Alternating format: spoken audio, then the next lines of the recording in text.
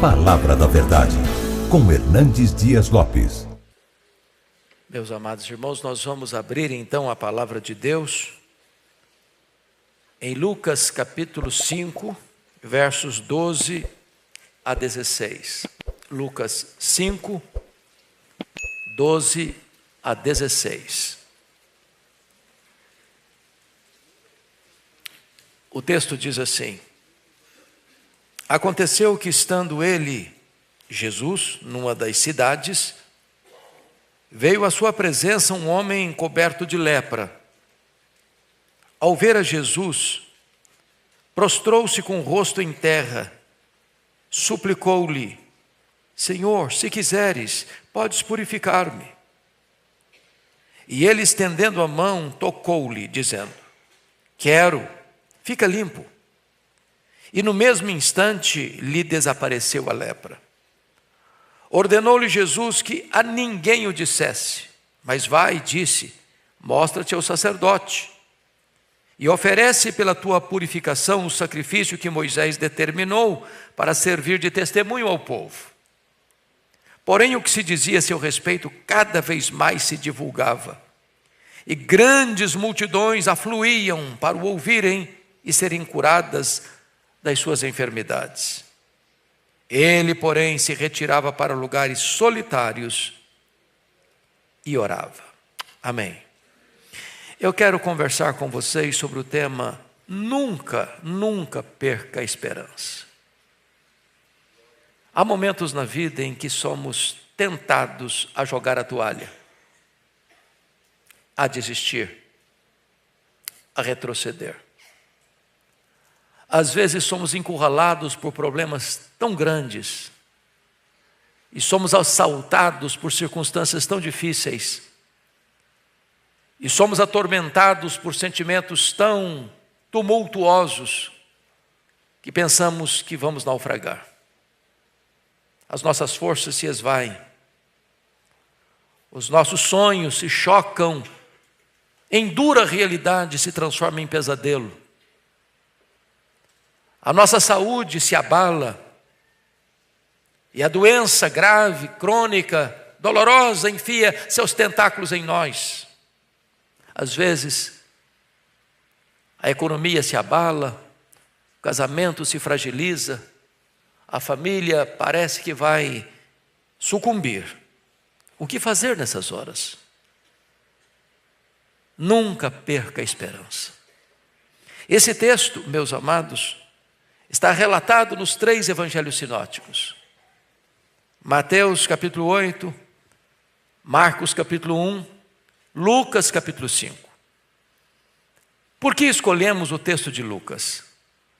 Uma vez que o evangelista Marcos é quem dedica mais tempo para descrever os detalhes desse episódio.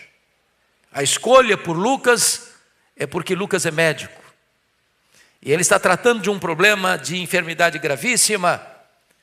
E ele, como médico, tem uma visão mais ampla e mais clara do diagnóstico desse cidadão aqui. Notem comigo o versículo 12, que Lucas diz que veio à sua presença um homem coberto de lepra. E significa que o estado desse homem está já no final. Que ele está totalmente tomado por uma doença que devasta o seu corpo. O diagnóstico é sombrio. Este homem está todo deformado. É uma carcaça humana. É uma ferida aberta. É uma doença incurável. É um problema insolúvel. E eu gostaria então de olhar para esse texto e extrair daqui 6 lições para nós nesta manhã. Primeiramente, vamos ver o doente. É Mateus que nos informa que esse episódio ocorreu imediatamente após Jesus descer do Monte das Bem-aventuranças. Portanto, esse fato ocorreu lá na Galileia. Grandes multidões seguiam a Jesus quando ele desce desse monte. E é nessa conjuntura, talvez ao redor do lago de Genezaré, do mar da Galileia, que um homem fura o bloqueio, que um homem sai do leprosário, que um homem marcado para morrer ainda tem esperança. No fim da linha, no fundo do poço, ele ainda nutre uma esperança de que Jesus pode resolver o seu problema, que Jesus pode trazer cura para ele. Agora notem que esse homem está coberto de lepra. A lepra não era apenas a doença mais temida. A lepra não apenas trazia tanto sofrimento. A lepra não apenas trazia execração pública, mas a lepra era uma espécie de maldição, símbolo do pecado. Por exemplo, a lepra separa. O leproso diagnosticado tinha que sair da sua família, da sua cidade, da sua sinagoga, das festas do templo, dos lugares públicos e se encavernar num lugar escuro, mal cheiroso, coberto de trapos, vendo o seu corpo sendo devastado paulatinamente até a morte. Assim é o pecado. O pecado também separa o homem de Deus, do próximo, até de si mesmo. Segundo, a lepra deixa a pessoa insensível. As pessoas descobriam às vezes que tinham lepra ao deixar cair uma porção de água fervendo nos pés e não sentia dor. A lepra insensibiliza. Assim é o pecado. Ele insensibiliza. Aquilo que outrora causava constrangimento, já não causa constrangimento mais. Aquilo que era motivo de vergonha, agora não é motivo de vergonha mais. Aquilo que deveria deixar o homem de cara no pó de vergonha e opróbrio, as pessoas se orgulham disso. A consciência vai cauterizando, o coração vai se calcificando, a alma vai perdendo a sua sensibilidade. Assim é a lepra, assim é o pecado. Mas em terceiro lugar, a lepra deixa marcas. Ela ia carcomendo as cartilagens, a ponta das orelhas, o nariz, os lábios, a ponta dos dedos, e a pessoa ia ficando deformada, desfigurada. Assim é o pecado. O pecado deixa marcas. Marcas no corpo, marcas na mente, marcas nas emoções, marca na alma, marca na reputação. Assim é o pecado. Mas ainda, a lepra cheira mal. A pessoa ia percebendo o seu corpo apodrecendo, a carne necrosada misturando com os trapos, e a pessoa ficava num estado asqueroso, repulsivo, repugnante. Assim é o pecado. O pecado cheira mal. O pecado deforma. O pecado destrói. O pecado arruína. O pecado é pior do que a doença. O pecado é pior do que a pobreza. O pecado é pior do que a própria morte. Porque todos os males da vida, por mais graves que sejam, não podem afastar você de Deus. Mas o pecado afasta. O pecado condena. Mas finalmente, a lepra mata. O fim dessa linha era uma morte terrível. E a Bíblia diz que o salário do pecado é a morte. Então nós estamos diante de um diagnóstico muito sombrio, de uma causa perdida, de um problema insolúvel, de uma doença incurável. Como é que esse doente se aproxima? Notem comigo, por gentileza. Aconteceu que, estando ele numa das cidades, veio à sua presença um homem coberto de lepra, e ao ver Jesus, prostrando-se com o rosto em terra. Marcos diz que ele se ajoelhou, Mateus diz que ele se ajoelhou e adorou. Mesmo sofrendo, mesmo sentenciado pela morte, ele recorre a Jesus. Ele vai com humildade. Ele não vai estadiando virtudes ou reivindicando direitos. Ele se prostra, ele se curva, ele se humilha, ele adora. Mas notem comigo que ele suplica dizendo: Senhor, se quiseres podes purificar-me. Há duas coisas importantes aqui. Primeiro, ele reconhece quem é Jesus. Ele é o Senhor, ele é o Quírios, ele é maior que César, ele é maior que o Estado, ele é a maior autoridade do universo. Ele tem todo o poder, ele tem toda a autoridade nos céus e na terra, e ele reconhece quem é Jesus. Segundo lugar, Ele sabe que Jesus tem poder de curá-lo. Nenhum médico da terra podia curá-lo. Nenhuma clínica da terra podia resolver o seu problema. Nenhuma terapia humana podia trazer saúde para o seu corpo. Mas ele crê numa coisa: Jesus tem todo o poder. Se tu quiseres, tu podes purificar-me. Eu creio que tu tens todo o poder. Terceiro, e não obstante saber que Jesus tem todo o poder, ele se submete. Ele não exige, ele não decreta, ele não ordena. Se tu quiseres. Se tu quiseres. Quantas pessoas hoje, até em nome de uma fé robusta, beiram a blasfêmia, quando chegam para Deus petulantemente, dizem: eu proíbo, eu decreto, eu ordeno, eu exijo. Não, essa não é a postura desse homem. Se tu quiseres, ele se submete à soberania de Jesus, à vontade soberana de Jesus. Esse é o doente, que chega com a causa perdida, porque ele nunca perdeu a esperança. Eu não sei qual é a causa que você traz nesta manhã diante de Deus, mas a palavra de Deus a você é: nunca perca a esperança.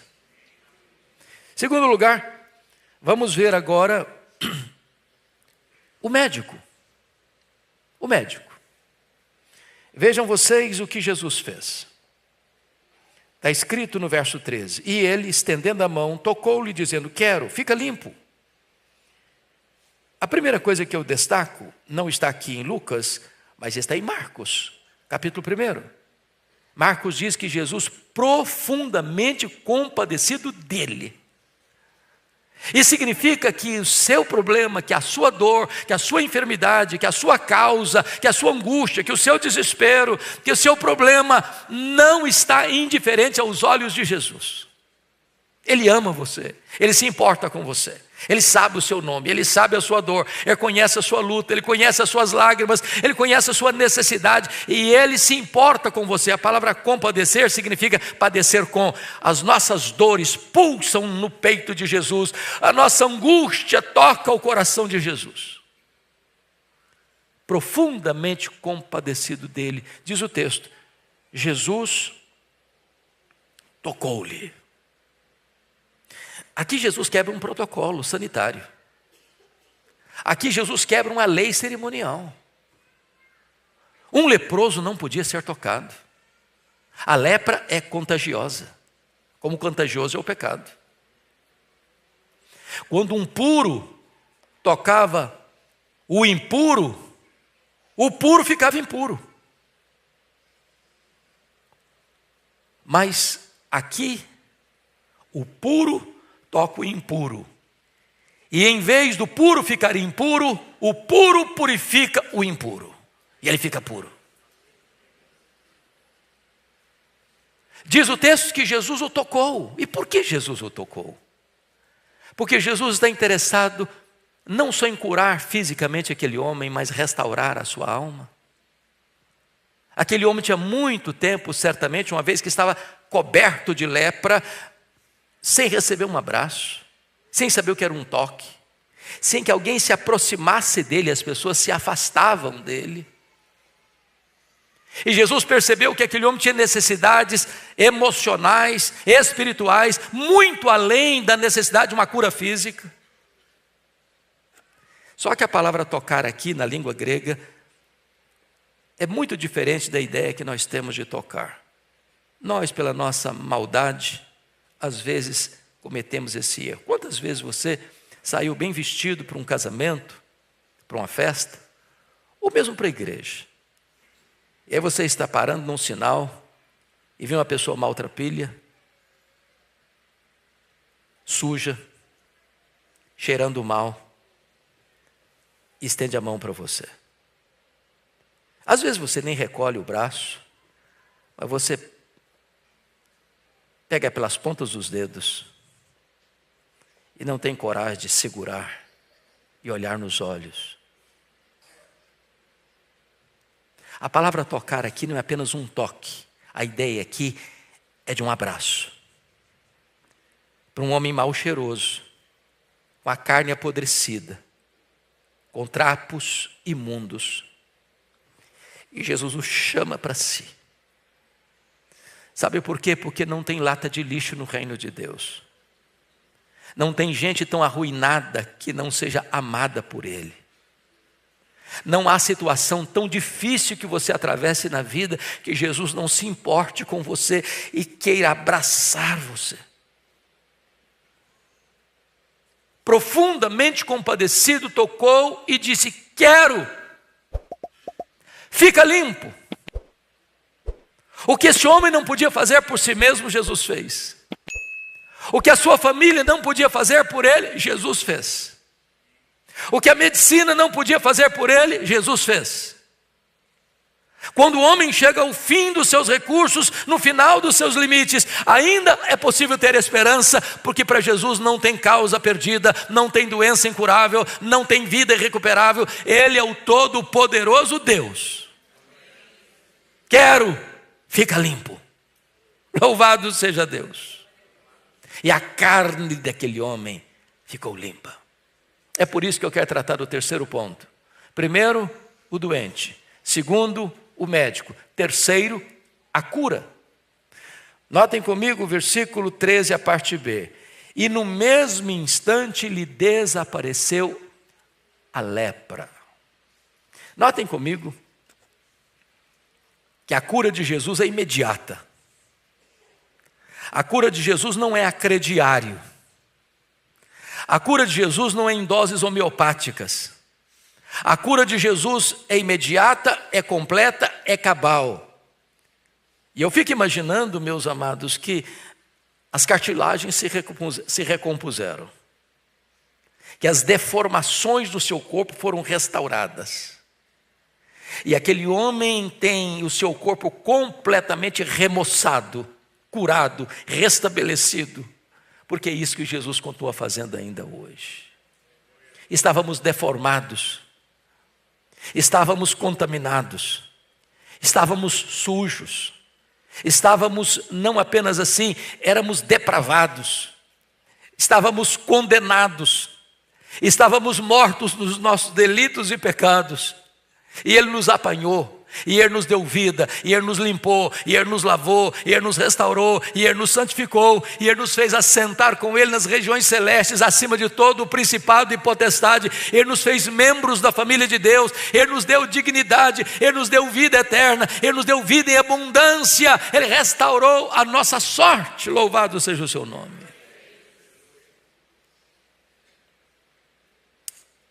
Quarta lição do texto. O testemunho. Veja comigo o versículo 14. Ordenou-lhe Jesus que a ninguém o dissesse, mas vai, disse, mostra-te ao sacerdote e oferece pela tua purificação o sacrifício que Moisés determinou para servir de testemunho ao povo. O que Jesus está fazendo aqui? Notem comigo que o sacerdote era a autoridade sanitária que dava o diagnóstico. Havia muitas doenças de pele e elas eram chamadas de lepra. Portanto, existiam lepras curáveis e lepras incuráveis. No caso de uma lepra incurável, essa pessoa era tirada da sua casa e enviada a um leprosário. Mas assim como havia outras doenças de pele, também chamadas de lepra, somente o sacerdote podia dar o diagnóstico da doença e somente o sacerdote podia dar o alvará de soltura e o certificado de cura. Por que Jesus não manda esse homem direto para casa, já que ele estava curado? Por que Jesus não restitui a sua família e a sua sinagoga e a sociedade, uma vez que ele estava plenamente curado? É porque Jesus queria proteger aquele homem. Notem comigo. Duas coisas importantes. Primeiro, as curas de Jesus são verificáveis. Tem muita gente hoje fazendo propaganda de cura que nunca aconteceu. Tem muita gente hoje dizendo, joga o seu óculos fora e a pessoa continuou com miopia. Tem muita gente hoje dizendo, para de tomar o remédio e a pessoa morre porque parou de tomar o remédio. Não, Jesus não usa de artifícios para enganar as pessoas. O que ele faz é real, é verdadeiro, é verídico, é verificável, é público. é atestado. Segundo, porque se aquele homem voltasse para casa sem passar pela investigação do sacerdote, a competente autoridade sanitária, talvez nem sua mulher o recebesse se fosse casado. Talvez nem seus filhos o abraçassem se tivesse filhos. Jesus está dando para ele um testemunho público: você está curado, você pode voltar à sua família, à sua sinagoga, às festas do templo, aos locais públicos. Jesus mudou a nossa vida, Ele mudou a nossa história. E as pessoas que convivem conosco podem perceber que houve um dia em que houve uma transformação. Estávamos perdidos e fomos achados. Estávamos mortos e recebemos vida. Bendito seja Deus. Quinto lugar, o impacto. Por favor, confiram comigo o versículo 15. Porém, o que se dizia a seu respeito cada vez mais se divulgava, e grandes multidões afluíam para o ouvirem e serem curados de suas enfermidades. É muito curioso isso aqui, porque Marcos é mais enfático no seu registro, dizendo que Jesus deu para ele, e eu vou ler isso para você, uma ordem muito precisa. Está escrito lá em Marcos capítulo 1, versículo 43 e 44. Fazendo-lhe então veemente advertência, logo despediu e lhe disse: olha, não digas nada a ninguém, mas vai e mostra-te ao sacerdote. Agora preste atenção nisso, o camarada está morrendo. A sentença de morte está sobre a sua cabeça. E aí o cidadão é completamente curado. E Jesus, calado, não fala nada para ninguém. Esse cidadão está explodindo por dentro. A alegria dele está vazando por todos os seus poros. E diz Marcos que ele falou tanto, ele saiu propalando para todo mundo: eu estou curado, eu estou curado, eu estou curado, eu estou curado. A ponto de Jesus não poder entrar nas cidades publicamente mais. O que é curioso é que o homem que Jesus mandou ficar calado, ele saiu falando. E ele nos manda falar, e nós nos calamos.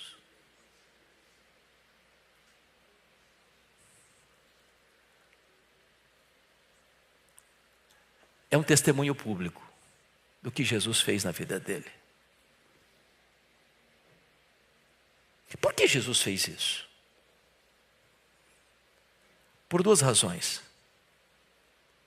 Primeiro, porque Jesus não queria antecipar as tensões com a liderança religiosa de Israel. Já havia nos bastidores forças ocultas tramando para prender, para acusar e para matar Jesus. E ele sabia o tempo certo deste enfrentamento.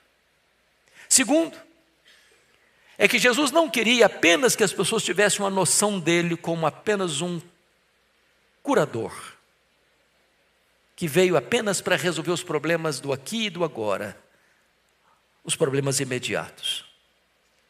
Ele veio, na verdade, como cantamos aqui hoje, para morrer pelos nossos pecados e nos dar a própria vida eterna. Então já olhamos 5 dos 6 pontos. Primeiro, o doente. Segundo, o médico. Terceiro, a cura. Quarto, o testemunho. Quinto, o impacto. Em último lugar, sexto lugar, veremos agora o retiro de Jesus, versículo 16. Confira aí comigo. Ele, porém, se retirava para lugares solitários e orava. Meus irmãos, isso para nós é quase incompreensível. Qual é o contexto? A parte B do versículo 15 diz: e grandes multidões afluíam para o ouvirem e serem curadas de suas enfermidades, em resposta, em resultado do testemunho do homem que fora curado.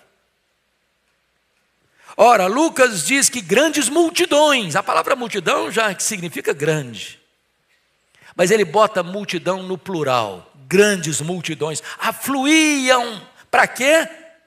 Primeiro, para ouvirem. Segundo, para serem curadas de suas enfermidades. Jesus podia dizer, que grande oportunidade.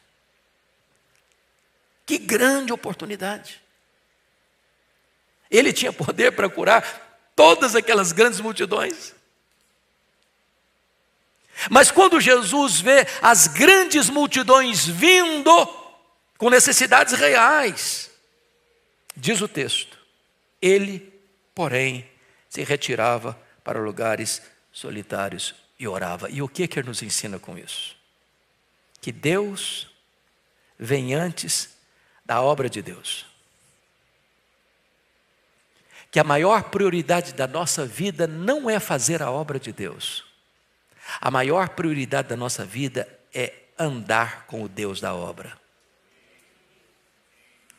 Que a comunhão com o Pai é mais importante que a obra do Pai. Deus vem antes das pessoas. Notem vocês que o problema não é deixar uma coisa ruim para fazer uma coisa boa. É deixar uma coisa boa para fazer uma coisa excelente.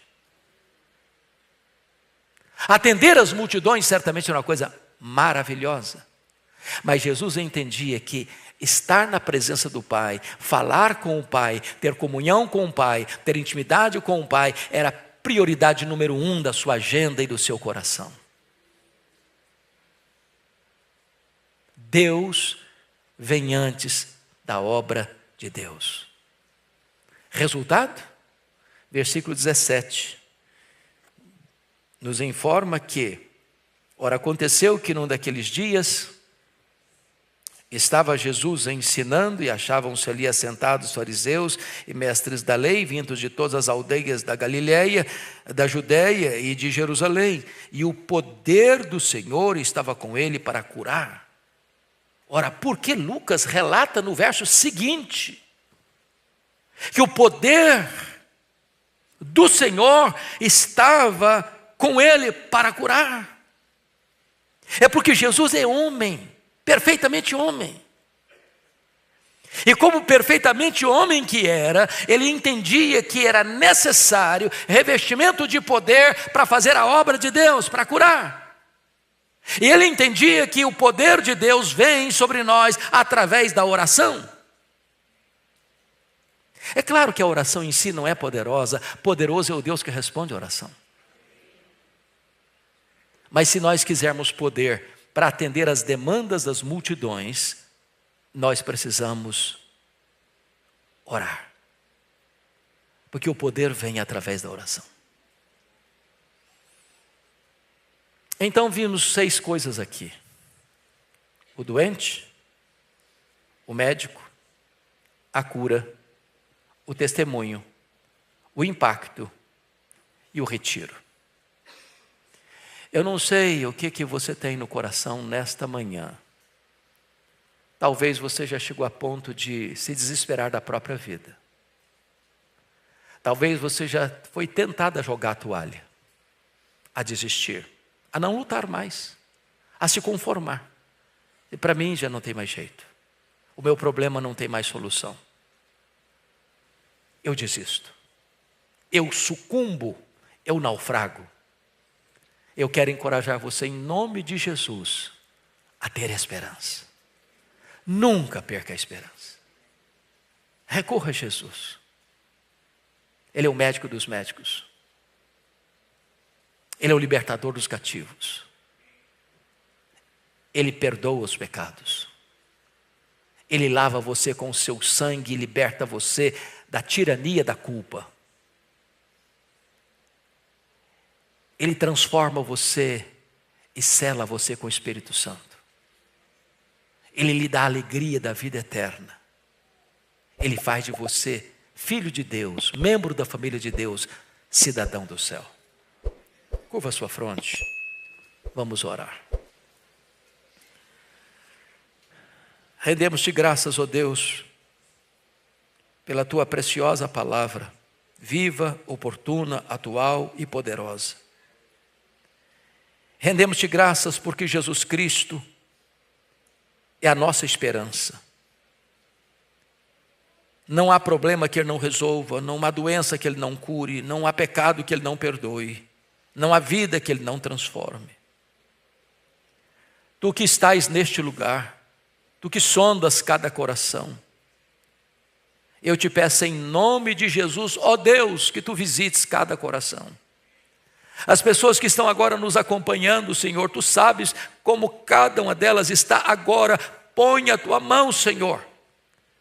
Traz cura, traz libertação, traz perdão, traz salvação, traz vida eterna, traz tempo novo. Restaura a alma de cada um aqui. É a nossa oração em nome de Jesus. Amém.